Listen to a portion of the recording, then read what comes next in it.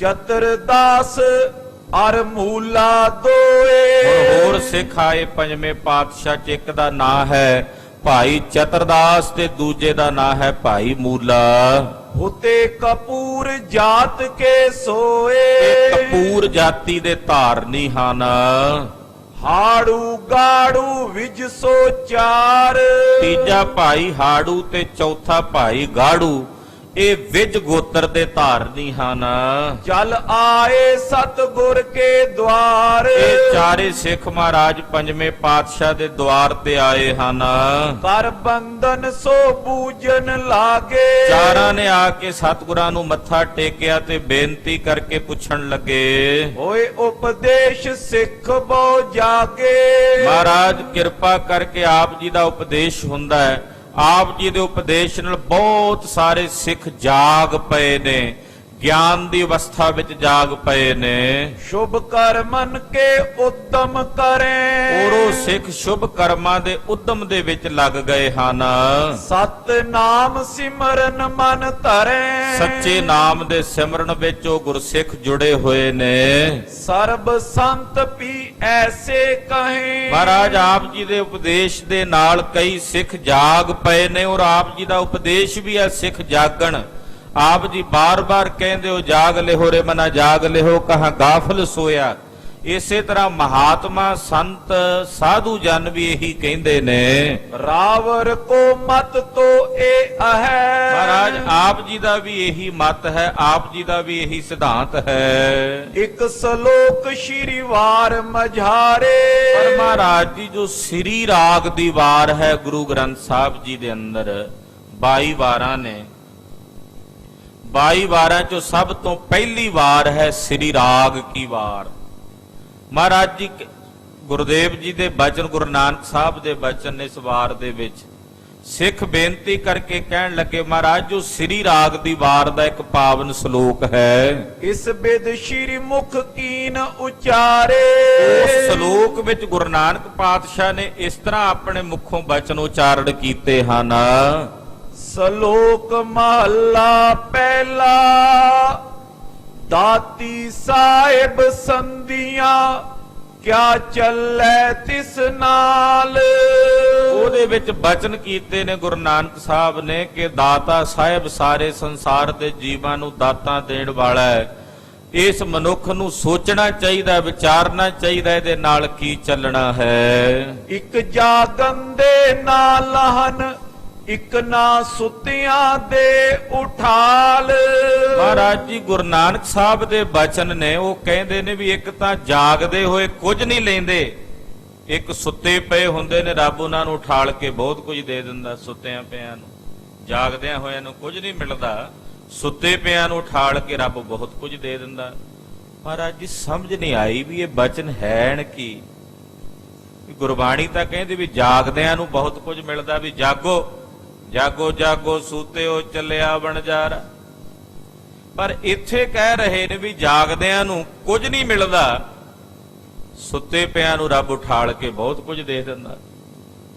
ਮਹਾਰਾਜ ਇਹਦਾ ਮਤਲਬ ਤਾਂ ਇਹ ਹੋਇਆ ਵੀ ਸਵੇਰੇ ਸਵੇਰੇ ਅੰਮ੍ਰਿਤ ਵੇਲੇ ਵੀ ਉੱਠਣ ਦੀ ਕੋਈ ਜ਼ਰੂਰਤ ਨਹੀਂ, ਵੀ ਸੁੱਤੇ ਪਿਆਂ ਹੀ ਰੱਬ ਨੇ ਉਠਾਲ ਕੇ ਬਹੁਤ ਕੁਝ ਦੇ ਦੇਣਾ, ਜਾਗਦਿਆਂ ਕਿਉਂ ਮਿਲਣਾ ਕੁਝ ਵੀ ਨਹੀਂ। ਕਈਆਂ ਨੇ ਕੰਮ ਸੌਖਾ ਬਣਾ ਲਿਆ, ਉਹ ਇਹ ਕਹਿਣ ਲੱਗ ਪਏ ਵੀ ਅੰਮ੍ਰਿਤ ਵੇਲੇ ਤਾਂ ਉੱਠਣ ਦੀ ਜ਼ਰੂਰਤ ਹੀ ਨਹੀਂ ਹੈ, ਵੀ ਬੈਟਰੀ ਚਾਰਜ ਹੋਣੀ ਚਾਹੀਦੀ ਹੈ ਪੂਰੀ ਪਹਿਲਾਂ ਸਰੀਰ ਦੀ, ਬਾਅਦ ਵਿੱਚ ਜਾ ਕੇ ਦਿਨ ਚੜ੍ਹਿਆ ਹੋਵੇ ਫਿਰ ਉੱਠਣਾ ਚਾਹੀਦਾ, ਕੋਈ ਜ਼ਰੂਰਤ ਨਹੀਂ ਅੰਮ੍ਰਿਤ ਵੇਲੇ ਉੱਠਣ ਦੀ। ਮਹਾਰਾਜ ਇੱਥੇ ਵੀ ਗੁਰੂ ਨਾਨਕ ਸਾਹਿਬ ਵੀ ਕਹਿ ਰਹੇ ਨੇ ਵੀ ਜਾਗਦਿਆਂ ਨੂੰ ਨਹੀਂ ਮਿਲਦਾ, ਇੱਕ ਜਗਨ ਦੇ ਨਾਲ ਹਨ, ਜਿਹੜੇ ਸੁੱਤੇ ਪਏ ਨੇ ਰੱਬ ਉਹਨਾਂ ਨੂੰ ਉਠਾਲ ਕੇ ਦੇ ਦਿੰਦਾ ਬਹੁਤ ਕੁਝ। ਮਹਾਰਾਜ ਵੀ ਸਮਝ ਨਹੀਂ ਆਈ ਇਹ ਬਚਨ ਕੀ ਹਨ। ਚੌਪਈ ਇਸ ਤੇ ਬਿਦ ਐਸੇ ਲਖ ਲਈ। ਮਹਾਰਾਜ ਜਿਹੜੇ ਬਚਨ ਨੇ ਗੁਰੂ ਨਾਨਕ ਸਾਹਿਬ ਦੇ, ਇਹਨਾਂ ਤੋਂ ਤਾਂ ਸਾਨੂੰ ਇਸ ਤਰ੍ਹਾਂ ਸਮਝ ਪੈਂਦੀ ਹੈ ਸੁਪਤੇ ਦਾਤ ਪ੍ਰਭੂ ਨੇ ਦਈ, ਕਿ ਰੱਬ ਨੇ ਸੁੱਤੇ ਪਿਆਂ ਨੂੰ ਦਾਤਾਂ ਦਿੱਤੀਆਂ ਹਨ। ਜਾਗਰਤ ਜੇ ਛੂਛੇ ਸੋ ਲਈਐ, ਜਿਹੜੇ ਜਾਗਦੇ ਨੇ ਉਹ ਖਾਲੀ ਰਹਿ ਜਾਂਦੇ ਨੇ, ਉਹਨਾਂ ਨੂੰ ਕੁਝ ਨਹੀਂ ਮਿਲਦਾ। ਜਾਂ ਤੇ ਸੁਪਤੇ ਹੋਈ ਨਿਤ ਚਈਐ। ਇਹਦਾ ਮਤਲਬ ਇਹ ਆ ਵੀ ਸੁੱਤੇ ਹੀ ਰਹਿਣਾ ਚਾਹੀਦਾ, ਸਵੇਰੇ 12 ਵਜੇ ਤਾਂ ਘਰਾੜੇ ਮਾਰਨੇ ਚਾਹੀਦੇ ਆ। ਸੂਰਜ ਜਦੋਂ ਐਨ ਨੇਜਾ ਸਿਰ ਤੇ ਆ ਜਾਏ ਉਦੋਂ ਉੱਠਣਾ ਚਾਹੀਦਾ। ਮਹਾਰਾਜ ਫਿਰ ਤਾਂ ਇਹ ਸਾਨੂੰ ਸਮਝ ਪੈਂਦੀ ਹੈ ਵੀ ਜਾਗਣਾ ਹੀ ਨਹੀਂ ਚਾਹੀਦਾ, ਸੁੱਤੇ ਹੀ ਰਹਿਣਾ ਚਾਹੀਦਾ, ਕਿਉਂਕਿ ਸੁੱਤਿਆਂ ਨੂੰ ਦਾਤਾਂ ਮਿਲਦੀਆਂ ਨੇ, ਜਾਗਦਿਆਂ ਨੂੰ ਨਹੀਂ ਮਿਲਦਾ। ਤਬ ਬੋਲੇ ਸੋਢੀ ਸਿਰ ਮੌਰ। ਧੰਨ ਗੁਰੂ ਅਰਜਨ ਦੇਵ ਸਾਹਿਬ ਸੋਢੀਆਂ ਦੀ ਕੁੱਲ ਦੇ ਸਿਰਮੌਰ ਸਤਿਗੁਰੂ ਜੀ ਬੋਲੇ। ਸਿੱਖਾਂ ਦਾ ਇਹ ਸਵਾਲ ਵਾਜਬ ਸੀ, ਕਿਉਂਕਿ ਇਹ ਪੰਕਤੀਆਂ ਦੇ ਅੱਖਰੀ ਅਰਥ ਨੇ, ਪਰ ਇਹਦੇ ਭਾਵ ਅਰਥ ਨੇ ਉਹ ਗੁਰੂ ਸਾਹਿਬ ਸਮਝਦੇ, ਉਹ ਗੁਰੂ ਸਾਹਿਬ ਨੂੰ ਪਤਾ ਹੈ ਵੀ ਭਾਵ ਅਰਥ ਕੀ ਨੇ। ਹੁਣ ਸਤਿਗੁਰੂ ਜੀ ਜਦੋਂ ਤੱਕ ਸਮਝਾਉਂਦੇ ਨਹੀਂ ਉਦੋਂ ਤੱਕ ਸਮਝ ਨਹੀਂ ਪੈਂਦੇ। ਤੋ ਧੰਨ ਗੁਰੂ ਅਰਜਨ ਦੇਵ ਸਾਹਿਬ ਜੀ ਮਹਾਰਾਜ ਜੀ ਬੋਲੇ, ਇਸ ਕੋ ਆਸ਼ੇ ਹੈ ਬਿਦ ਔਰ। ਮਹਾਰਾਜ ਜੀ ਕਹਿੰਦੇ ਸਿੱਖੋ ਇਹਨਾਂ ਪੰਕਤੀਆਂ ਦਾ ਆਸ਼ਾ ਕੁਝ ਹੋਰ ਹੈ, ਇਹਦੇ ਜਿਹੜੇ ਭਾਵ ਅਰਥ ਨੇ ਉਹ ਕੁਝ ਹੋਰ ਹਨ। ਇੱਕ ਤੋਂ ਪੜ ਕਰ ਪੰਡਿਤ ਹੋਏ। ਮਹਾਰਾਜ ਜੀ ਕਹਿੰਦੇ ਸੁਣੋ, ਤੁਹਾਨੂੰ ਇਹਦੇ ਅਰਥ ਦੱਸੀਏ। ਮਹਾਰਾਜ ਕਹਿੰਦੇ ਇੱਕ ਤਾਂ ਜਿਹੜੇ ਵੇਦ ਪੜ੍ਹ ਕੇ, ਸ਼ਾਸਤਰ ਪੜ੍ਹ ਕੇ, ਪੜ੍ਹ ਲਿਖ ਕੇ ਬੜੇ ਪੰਡਤ ਹੋ ਗਏ, ਵਿਦਵਾਨ ਹੋ ਗਏ, ਪੜ੍ਹੇ ਲਿਖੇ ਬਣ ਗਏ। ਮਨ ਹੰਕਾਰ ਵਿਸਾਲ ਪਰੋਏ। ਉਹ ਪੜ੍ਹ ਗਏ, ਵੇਦ ਪੜ੍ਹ ਗਏ, ਸ਼ਾਸਤਰ ਪੜ੍ਹ ਗਏ, ਸਿਮਰਤੀਆਂ ਪੜ੍ਹ ਗਏ, ਤੇ ਪੜ੍ਹ ਕੇ ਉਹਨਾਂ ਦੇ ਅੰਦਰ ਹੰਕਾਰ ਆ ਗਿਆ ਵੀ ਅਸੀਂ ਪੜ੍ਹੇ ਲਿਖੇ ਹਾਂ। ਹਉਮੈ ਆ ਗਈ ਮਨ 'ਚ, ਪੜ੍ਹੇ ਬਹੁਤ, ਪਰ ਪੜ੍ਹ ਕੇ ਮਨ 'ਚ ਉਹਨਾਂ ਦੇ ਵੱਡਾ ਹੰਕਾਰ ਭਰ ਗਿਆ। ਨੈ ਸੰਤਨ ਕੀ ਸੇਵਾ ਕਰਈ। ਹੁਣ ਉਹ ਹੰਕਾਰ ਦੇ ਵਿੱਚ ਕਹਿੰਦੇ ਅਸੀਂ ਪੜ੍ਹੇ ਲਿਖੇ ਵਿਦਵਾਨ ਆ, ਉਹ ਰੱਬ ਦੇ ਪਿਆਰਿਆਂ ਦੀ, ਸਾਧੂਆਂ ਦੀ ਕਿਸੇ ਦੀ ਸੇਵਾ ਨਹੀਂ ਕਰਦੇ। ਕਹਿੰਦੇ ਅਸੀਂ ਕਿਉਂ ਕਰੀਏ, ਅਸੀਂ ਏਡੇ ਵੱਡੇ ਪੜ੍ਹੇ ਲਿਖੇ ਇਹਨਾਂ ਅਨਪੜ੍ਹਾਂ ਨੂੰ ਸੇਵੀਏ, ਇਹਨਾਂ ਸਾਧਾਂ ਦੀ ਸੇਵਾ ਕਰੀਏ, ਅਸੀਂ ਤਾਂ ਨਹੀਂ ਕਰਦੇ। ਕਿਉਂਕਿ ਉਹਨਾਂ ਨੂੰ ਆਪਣੀ ਵਿਦਿਆ ਦਾ ਹੀ ਬੜਾ ਗਰੂਰ ਹੁੰਦਾ ਵੀ ਅਸੀਂ ਪੜ੍ਹੇ ਲਿਖੇ ਆ। ਵਿਦਿਆ ਦੇ ਗਰੂਰ ਵਿੱਚ ਉਹ ਮੱਤੇ ਹੁੰਦੇ ਨੇ। ਖਾਲਸਾ ਜੀ, ਧੰਨ ਗੁਰੂ ਅਮਰਦਾਸ ਤੀਸਰੇ ਪਾਤਸ਼ਾਹ ਦੇ ਚਰਨਾਂ ਵਿੱਚ ਇੱਕ ਪੰਡਤ ਆਇਆ, ਬੜਾ ਪੜ੍ਹਿਆ ਲਿਖਿਆ, 2 ਊਂਠ ਉਹਨੇ ਗ੍ਰੰਥਾਂ ਦੇ ਲੱਦੇ ਹੋਏ। ਜਿੱਥੇ ਜਾਂਦਾ ਸੀ ਵੱਡੇ ਵੱਡੇ ਪੰਡਤਾਂ ਨਾਲ ਸ਼ਾਸਤਰ ਅਰਥ ਕਰਕੇ ਉਹਨਾਂ ਦੇ ਗ੍ਰੰਥ ਜਿੱਤ ਲੈਂਦਾ ਸੀ। ਅੱਜ ਤੱਕ ਹਾਰਿਆ ਨਹੀਂ ਸੀ, ਜਿੱਥੇ ਵੀ ਗਿਆ ਬੜੇ ਬੜੇ ਪੰਡਤਾਂ ਨੂੰ ਹਰਾਇਆ ਹੀ ਸੀ ਇਹਨੇ ਆਪਣੀ ਵਿਦਿਆ ਦੇ ਨਾਲ। ਗੋਇੰਦਵਾਲ ਸਾਹਿਬ ਆਇਆ ਤੇ ਇਹਨੂੰ ਪਤਾ ਲੱਗਾ ਵੀ ਇੱਥੇ ਗੁਰੂ ਅਮਰਦਾਸ ਜੀ ਰਹਿੰਦੇ। ਧੰਨ ਗੁਰੂ ਅਮਰਦਾਸ ਸਾਹਿਬ ਦੇ ਚਰਨਾਂ ਵਿੱਚ ਆ ਕੇ ਸਤਿਗੁਰਾਂ ਦੇ ਨਾਲ ਇਹਨੇ ਮੱਥਾ ਨਹੀਂ ਟੇਕਿਆ। ਕਹਿੰਦਾ ਮੈਂ ਇਹਨੂੰ ਮੱਥਾ ਟੇਕਾਂ, ਮੈਂ ਏਡਾ ਵਿਦਵਾਨ।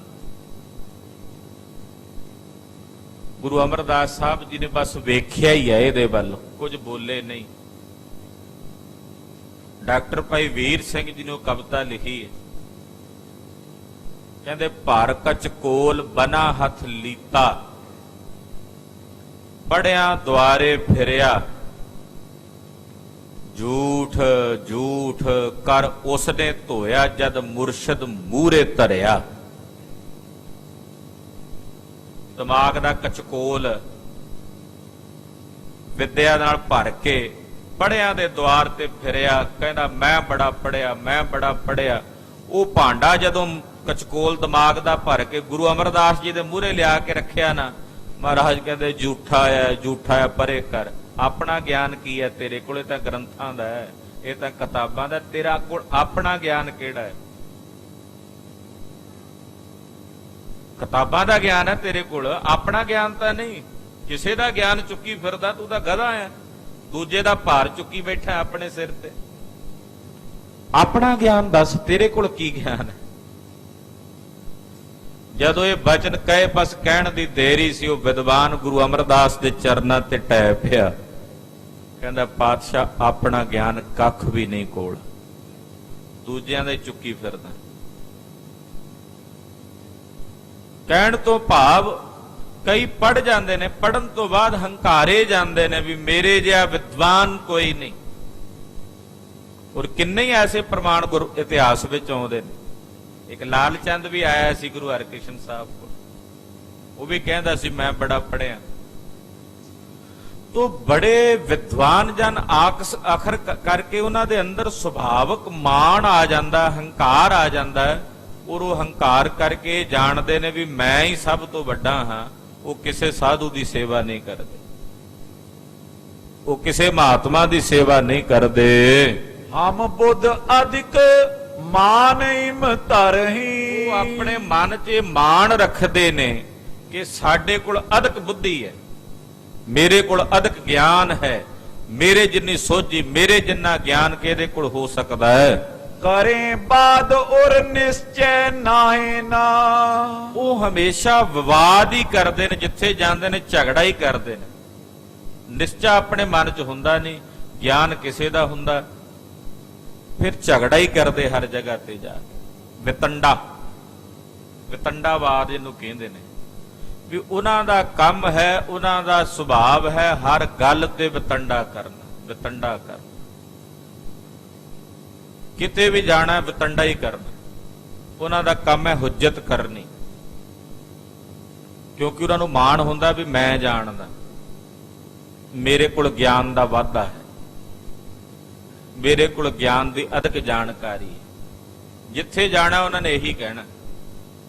ਉਹ ਵਿਤੰਡਾ ਹੀ ਕਰਦੇ ਨੇ ਹਰ ਜਗ੍ਹਾ ਤੇ ਜਾ ਕੇ, ਉਹਨਾਂ ਨੇ ਸਿਰ ਹੀ ਢਾਣਾ, ਔਰ ਕਿਸੇ ਪ੍ਰਕਾਰ ਦਾ ਨਿਸ਼ਚਾ ਉਹਨਾਂ ਦੇ ਮਨ ਵਿੱਚ ਨਹੀਂ ਹੁੰਦਾ। ਸ਼ੁਭ ਉਪਦੇਸ਼ ਜੋ ਮਾਨੇ ਕਾਹੇ ਨਾ। ਉਹ ਜਿਹੜਾ ਸ਼ੁਭ ਉਪਦੇਸ਼ ਹੈ ਆਪਣੇ ਹਿਰਦੇ ਵਿੱਚ ਕਿਸੇ ਦਾ ਨਹੀਂ ਮੰਨਦੇ। ਇੱਕ ਅਨਪੜ੍ਹ ਨੇ ਮਨ ਹੰਕਾਰੀ। ਦੂਜੇ ਪਾਸੇ ਨੇ ਬਿਲਕੁਲ ਅਨਪੜ੍ਹ, ਜਿਹੜੇ ਕੁਝ ਵੀ ਨਹੀਂ ਪੜ੍ਹੇ ਲਿਖੇ ਹੋਏ, ਪਰ ਉਹਨਾਂ ਦੇ ਮਨ 'ਚ ਹੰਕਾਰ ਨਹੀਂ ਹੁੰਦਾ। ਉਹ ਕਹਿੰਦੇ ਸਾਨੂੰ ਤਾਂ ਪਤਾ ਹੀ ਨਹੀਂ ਜੀ ਕੁਝ।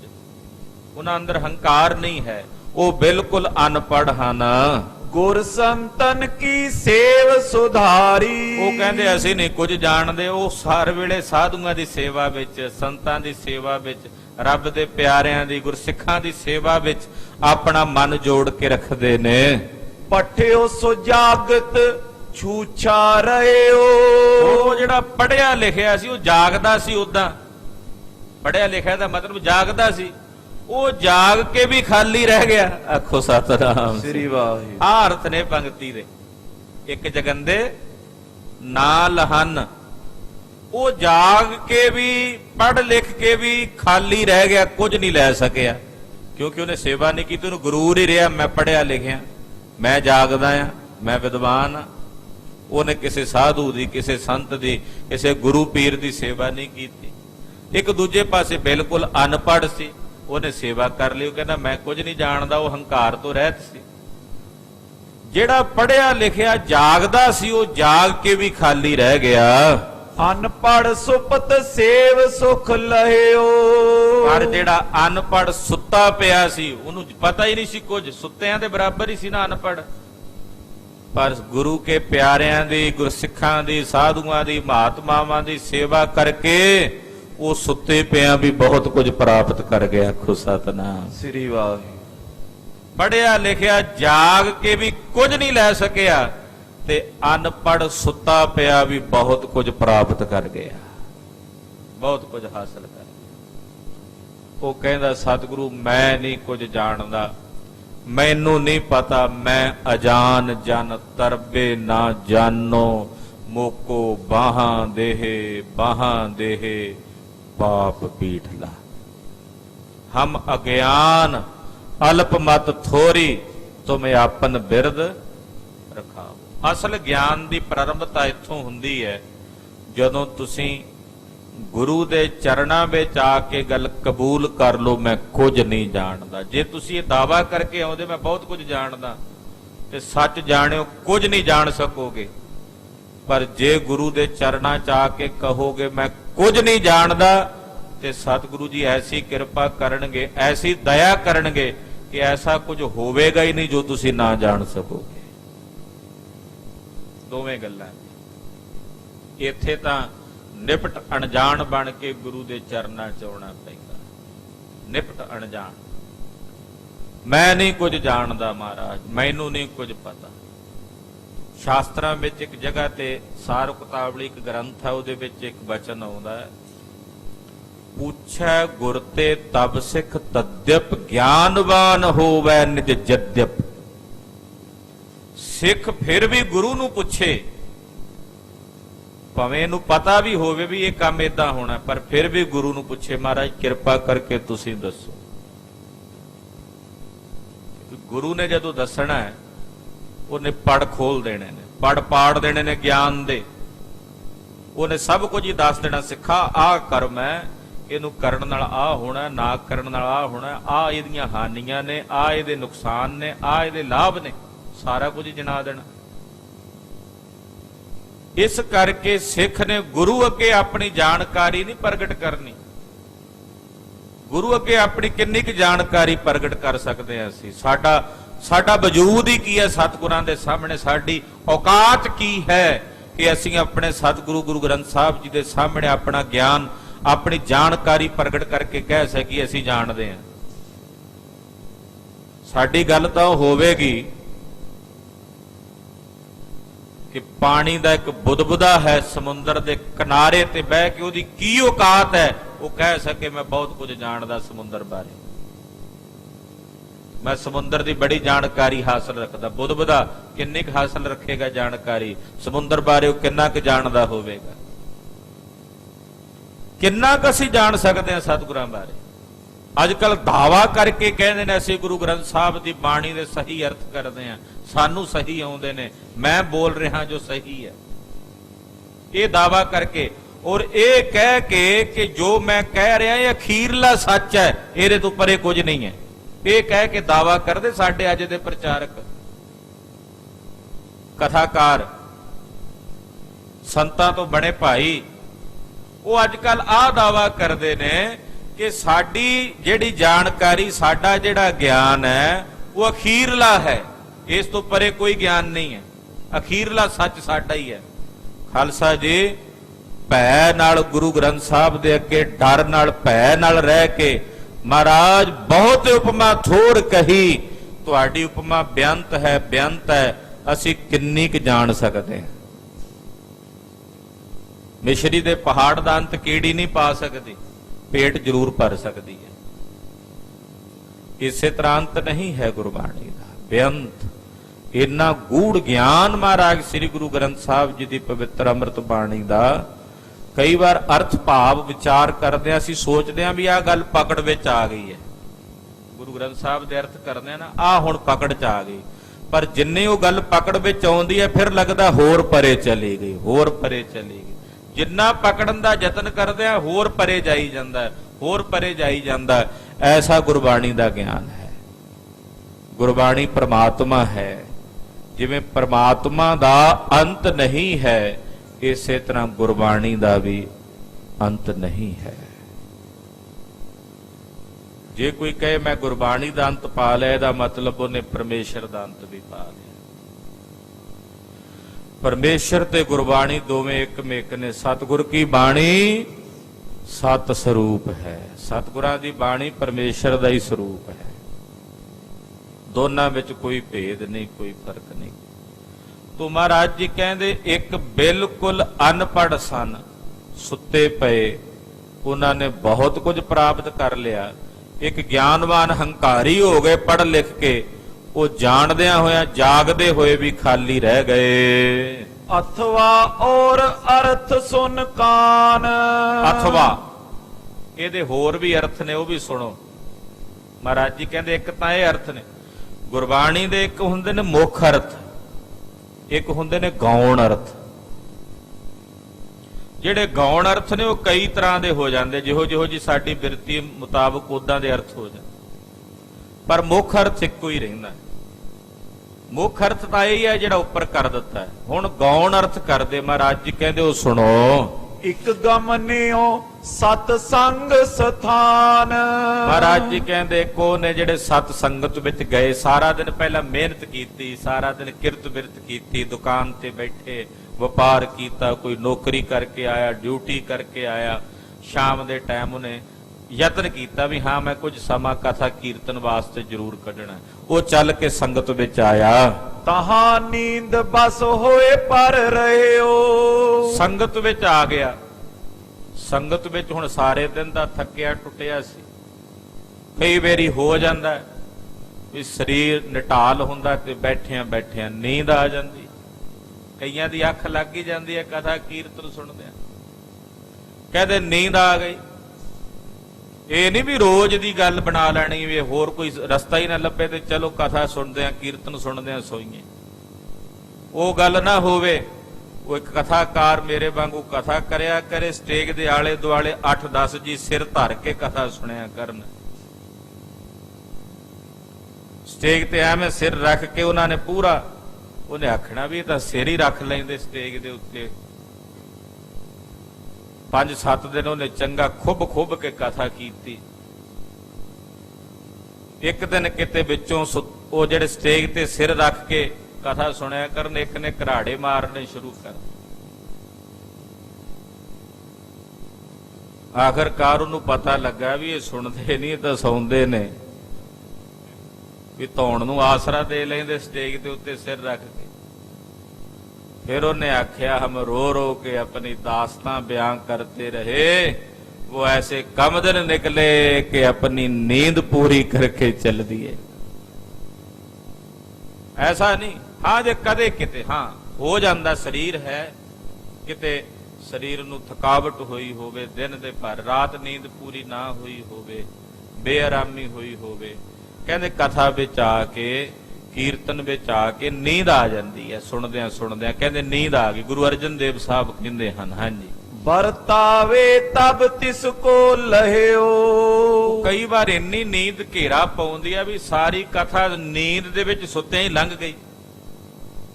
ਕੀਰਤਨ ਸਾਰਾ ਸੁੱਤੇ ਪਿਆ ਹੀ ਸਮਾਪਤੀ ਹੋ ਗਈ। ਸਮਾਪਤੀ ਵੇਲੇ ਕੜਾਹ ਪ੍ਰਸ਼ਾਦ ਦੀ ਦੇਗ ਵਰਤਾਉਣ ਵਾਲੇ ਵਰਤਾਰੇ ਉਹ ਵਿਰਨ ਲੱਗ ਪਏ। ਸੰਗਤ ਵਿੱਚ ਦੇਗ ਵਰਤਾਉਂਦੇ ਫਿਰਦੇ ਸਨ। ਦਿਓ ਜਗਾਏ ਤਾਹੇ ਵਰਤਾਰਾ। ਇਹ ਹੁਣ ਸੁੱਤਾ ਪਿਆ, ਇਹਨੂੰ ਪਤਾ ਵੀ ਨਹੀਂ ਭੋਗ ਪੈ ਗਿਆ ਕਥਾ ਕੀਰਤਨ ਦੇ ਵਿੱਚ। ਉਹਨੇ ਆਖਿਆ, ਉਹ ਵਾਹਿਗੁਰੂ। ਫਿਰ ਇਹਨੂੰ ਅੱਖ ਖੁੱਲੀ, ਉਹਨੇ ਆਖਿਆ ਲੈ ਵੀ ਦੇਗ ਲੈ ਲੈ ਕੜਾਹ ਪ੍ਰਸ਼ਾਦ ਦੀ। ਇਹਨੇ ਦੇਗ ਲਈ, ਉਹ ਦੇਗ ਛਕ ਲਈ। ਹਾਂਜੀ, ਛੂਛੋ ਜਾਗੇ ਉਹ ਸਦਨ ਮਝਾਰਾ। ਕਹਿੰਦੇ ਉਹਨੂੰ ਦੇਗ ਗੁਰੂ ਕਾ ਪ੍ਰਸ਼ਾਦ ਮਿਲ ਗਿਆ। ਸੁੱਤੇ ਪਏ ਨੂੰ ਉਠਾਲ ਕੇ ਮਹਾਰਾਜ ਜੀ ਨੇ ਪ੍ਰਸ਼ਾਦ ਦੇ ਦਿੱਤਾ। ਇੱਕ ਘਰ ਬੈਠੇ ਸਨ, ਉਹ ਘਰਾਂ ਵਿੱਚ ਬੈਠੇ ਜਾਗਦੇ ਵੀ ਸੀ, ਜਾਗਦੇ ਵੀ ਰਹੇ। ਉਹਨਾਂ ਜਾਗਦਿਆਂ ਨੂੰ ਕੀ ਮਿਲਿਆ? ਕੱਖ ਵੀ ਨਾ। ਕਥਾ ਵਿੱਚ ਨਹੀਂ ਆਏ, ਕੀਰਤਨ ਵਿੱਚ ਨਹੀਂ ਆਏ, ਘਰਾਂ 'ਚ ਬੈਠੇ ਨੇ ਔਰ ਆਪਣਾ ਟਾਈਮ ਅਜਾਈ ਗਵਾ ਰਹੇ ਨੇ। ਉਹਨਾਂ ਨੂੰ ਦੇਗ ਵੀ ਨਹੀਂ ਮਿਲੀ, ਕੜਾਹ ਪ੍ਰਸ਼ਾਦ ਵੀ ਨਹੀਂ ਮਿਲਿਆ। ਉਹ ਜਾਗ ਕੇ ਵੀ ਕੁਝ ਨਾ ਪ੍ਰਾਪਤ ਕਰ ਸਕੇ। ਇੱਕ ਸੰਗਤ ਵਿੱਚ ਆ ਕੇ ਚਲੋ ਜੇ ਨੀਂਦ ਆ ਵੀ ਗਈ, ਸੌਂ ਵੀ ਗਏ, ਘੱਟੋ ਘੱਟ ਦੇਗ ਤਾਂ ਮਿਲ ਗਈ। ਬਾਅਦ ਵਿੱਚ ਜੇ ਕਥਾ ਕੀਰਤਨ ਪੱਲੇ ਨਾ ਵੀ ਪਿਆ, ਸੁੱਤੇ ਪਿਆ, ਦੇਗ ਤਾਂ ਮਿਲ ਗਈ ਬਾਅਦ ਵਿੱਚ। ਉਹ ਸੁੱਤੇ ਪਿਆ ਨੂੰ ਮਹਾਰਾਜ ਜੀ ਨੇ ਉਠਾਲ ਕੇ ਦੇਗ ਦਾ ਵਰਤਾਰਾ ਦੇ ਦਿੱਤਾ। ਆ ਵੀ ਅਰਥ ਮਹਾਰਾਜ ਪੰਜਵੇਂ ਪਾਤਸ਼ਾਹ ਕਹਿੰਦੇ ਹੁੰਦਾ।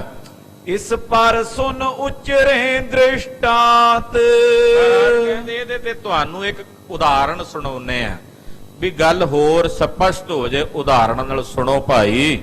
ਜੁਗ ਸੌਦਾਗਰ ਸੁਨ ਕਰ ਬਾਤ। ਕਹਿੰਦੇ 2 ਸੌਦਾਗਰ ਸਨ, ਵਪਾਰੀ ਸਨ। ਉਹਨਾਂ ਨੇ ਸੁਣਿਆ ਵੀ ਕਿਤੇ ਜਹਾਜ਼ ਚੱਲਿਆ।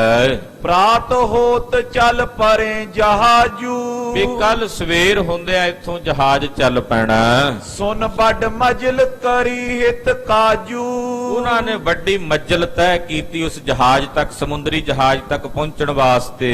ਸੰਧਿਆ ਸਮੇਂ ਪਹੁੰਚੇ ਜਾਈ। ਉਹ ਸ਼ਾਮ ਦੇ ਟਾਈਮ ਉੱਥੇ ਪਹੁੰਚ ਗਏ। ਇੱਕ ਤੋਂ ਚੜ ਜਹਾਜ਼ ਸੁਪਤਾਈ। ਜਿਹੜਾ ਇੱਕ ਸੌਦਾਗਰ ਸੀ, ਉਹਨੇ ਆਪਣਾ ਸਮਾਨ ਜਿਹੜਾ ਨਾਲ ਲਿਆਂਦਾ ਸੀ ਵਪਾਰ ਕਰਨ ਵਾਸਤੇ, ਉਹ ਜਹਾਜ਼ ਤੇ ਚੜ ਕੇ ਸੌਂ ਗਿਆ।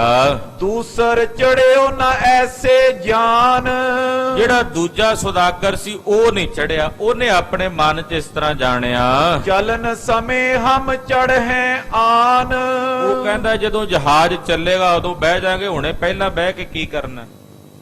ਇੱਕ ਤਾਂ ਆਇਆ, ਉਹਨੇ ਆਖਿਆ ਵੀ ਚਲੋ ਚੱਲ ਕੇ ਸੌਂ ਜਾਂਦੇ ਆ ਜਹਾਜ਼ 'ਚ, ਨਾਲੇ ਨੀਂਦ ਪੂਰੀ ਕਰਾਂਗੇ, ਜਦ ਚੱਲੇਗਾ ਚੱਲ ਪਏਗਾ, ਪਿੱਛੇ ਹੋਵਾਂਗੇ ਆਪਾਂ। ਇੱਕ ਤਾਂ ਜਹਾਜ਼ ਤੇ ਚੜ ਕੇ ਸੌ ਗਿਆ। ਦੂਜਾ ਕਹਿੰਦਾ ਜੀ ਨਹੀਂ, ਜਦੋਂ ਜਹਾਜ਼ ਚੱਲੇਗਾ ਉਦੋਂ ਬੈਠਾਂਗੇ। ਜਾਗਤ ਰਿਓ ਸਰਬ ਨਿਸਮਾਈ। ਉਹ ਸਾਰੀ ਰਾਤ ਜਾਗਦਾ ਰਿਹਾ। ਨਿਕਟ ਜਹਾਜ਼ ਸੋ ਪਹੁੰਚਿਓ ਨਾਈ। ਉਹ ਬਾਹਰ ਹੀ ਫਿਰਦਾ ਰਿਹਾ, ਜਹਾਜ਼ ਦੇ ਨੇੜੇ ਪਹੁੰਚਿਆ ਹੀ ਨਹੀਂ, ਆਇਆ ਹੀ ਨਹੀਂ। ਢੋਲ ਬਜਾਇਓ ਚੜਬੇ ਕਾਲ। ਉਹ ਢੋਲ ਵੱਜਿਆ ਜਹਾਜ਼ ਦੇ ਚੱਲਣ ਦਾ। ਪਹਿਲਾਂ ਢੋਲ ਵਜਾਉਂਦੇ ਸੀ ਵੀ ਹੁਣ ਚੱਲਣ ਲੱਗਾ ਜਹਾਜ਼, ਲੋਕਾਂ ਨੂੰ ਦੱਸਣ ਵੀ ਜਿਹਨਾਂ ਬਹਿਣਾ ਬਹਿ ਜਾਓ। ਉਹ ਢੋਲ ਵੱਜਿਆ ਜਹਾਜ਼ ਨੂੰ ਚਲਾਉਣ ਵਾਸਤੇ, ਢੋਲ ਵੀ ਵਜਾਇਆ। ਜਾਗਰਤ ਪਰਿਓ ਅਪਰ ਕਿਸ ਖਿਆਲ, ਉਹ ਜਾਗਦਾ ਜਿਹੜਾ ਸੀ ਬਾਹਰ, ਉਹ ਕਿਤੇ ਹੋਰ ਖਿਆਲ 'ਚ ਰੁੱਝ ਗਿਆ, ਉਹਨੇ ਢੋਲ ਸੁਣਿਆ ਹੀ ਨਾ ਉਧਰ, ਵੀ ਉਧਰ ਜਹਾਜ਼ ਚੱਲਣ ਦਾ ਢੋਲ ਵੱਜ ਗਿਆ। ਸੁਨਿਓ ਨਾ ਗਇਓ ਅਰੂੜਿਓ ਨਾਈ, ਉਹਨੇ ਨਾ ਸੁਣਿਆ ਢੋਲ, ਵਿਚਾਰੇ ਨੂੰ ਪਤਾ ਹੀ ਨਹੀਂ ਲੱਗਾ ਕਿਹੜੇ ਵੇਲੇ ਢੋਲ ਵੱਜਿਆ।